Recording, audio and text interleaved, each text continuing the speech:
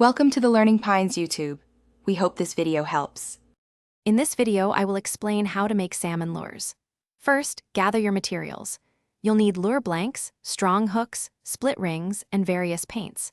Choose high-quality components to ensure your lures withstand tough fishing conditions. Always prioritize safety by wearing gloves and eye protection when working with tools and chemicals. Having everything organized before you begin makes the process much smoother and more enjoyable. Next, focus on shaping and painting your lure blanks. Use sandpaper or a Dremel tool to refine the blank's profile, aiming for a natural swimming action in the water. Apply a thin, even layer of primer to ensure your paint adheres well and lasts longer. Then, unleash your creativity with paint, adding realistic patterns, scales, and vibrant colors that are known to attract salmon. Now it's time for assembly and the finishing touches. Securely attach your chosen hooks to the lure using sturdy split rings.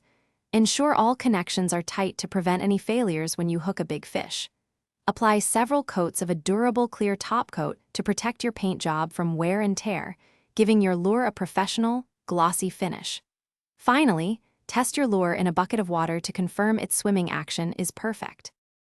To maximize your success, experiment with various lure sizes and color combinations to match different water conditions and salmon preferences. Always store your finished lures in a tackle box with individual compartments to prevent hooks from tangling and paint from chipping. Proper storage ensures your handmade creations are ready for your next fishing adventure.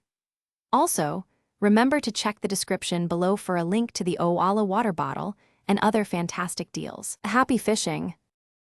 Thanks for watching. Consider subscribing if we helped you.